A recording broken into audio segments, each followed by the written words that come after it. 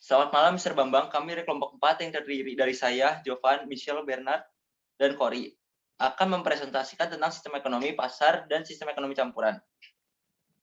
Sistem ekonomi pasar merupakan kebalikan dari sistem ekonomi komando. Pada sistem ekonomi pasar, kegiatan ekonomi dilakukan oleh pihak swasta. Pemerintah hanya mengawasi dan melakukan kegiatan ekonomi yang berhubungan dengan penyelenggaraan negara. Contoh, negara yang sistemnya ekonominya mendekati sistem ekonomi pasar adalah Amerika Serikat dan Inggris. Ciri-ciri sistem ekonomi pasar adalah sebagai berikut. A. Semua sumber produksi menjadi milik masyarakat. Masyarakat diberi kebebasan tanpa batas untuk memiliki sumber-sumber produksi.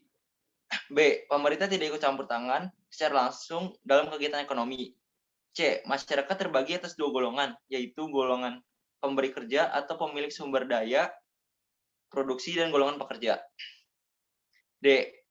Timbul persaingan dalam masyarakat sebagai konsekuensi adanya kebebasan memiliki sumber-sumber produksi, timbul persaingan dalam mengejar keuntungan.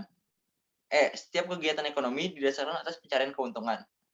F. Kegiatan ekonomi selalu mempertimbangkan keadaan pasar. Pasar merupakan dasar setiap tindakan ekonomi. Contohnya, barang apa yang dibutuhkan masyarakat dan bagaimana memproduksi barang yang bermutu tinggi. Kekuatan sistem ekonomi pasar itu ada 5. Yang pertama, menumbuhkan inisiatif dan kreasi masyarakat dalam mengatur kegiatan ekonomi. Masyarakat tidak perlu menunggu komando dari pemerintah. Yang kedua adalah setiap individu bebas untuk memiliki sumber-sumber daya produksi. Yang ketiga, timbul persaingan untuk maju karena kegiatan ekonomi sepenuhnya diserahkan kepada masyarakat. Yang keempat adalah menghasilkan barang-barang yang bermutu tinggi, karena barang yang kurang bermutu tidak akan laku di pasar. Yang terakhir adalah efisiensi dan efektivitas tinggi, karena setiap tindakan ekonomi didasarkan atas motif mencari keuntungan. Kelemahan sistem ekonomi pasar ada 4. Yang pertama, sulit melakukan pemerataan pendapatan, karena persaingan bersifat bebas, pendapatan jatuh kepada pemilik modal atau majikan. Yang kedua, pemilik sumber daya produksi mengeksploitasi golongan pekerja, sehingga yang kaya makin kaya, yang miskin cenderung makin miskin. Yang ketiga, sering muncul monopoli yang merugikan masyarakat. Dan yang terakhir adalah sering terjadi gejolak dalam perekonomian karena kesalahan alokasi sumber daya oleh individu. Sekarang saya akan membicarakan tentang sistem ekonomi campuran.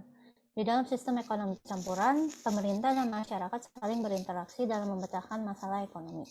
Namun, sampai batas tertentu pemerintah tetap bercampur tangan dan kendali.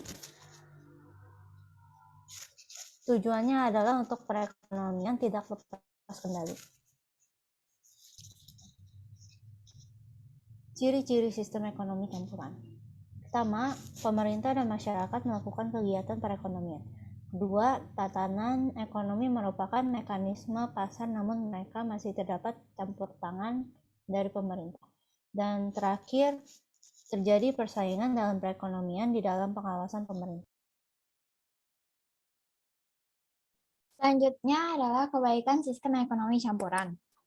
A. Terjaminnya kestabilan ekonomi. B. Pemerintah dapat lebih fokus untuk menggerakkan sektor usaha mikro kecil dan menengah (UMKM). C. Terdapat kebebasan berusaha sehingga mampu mendorong kreativitas dan inisiatif. D. Terdapat pengakuan atas hak milik individu terhadap sumber produksi meski ada pembatasan.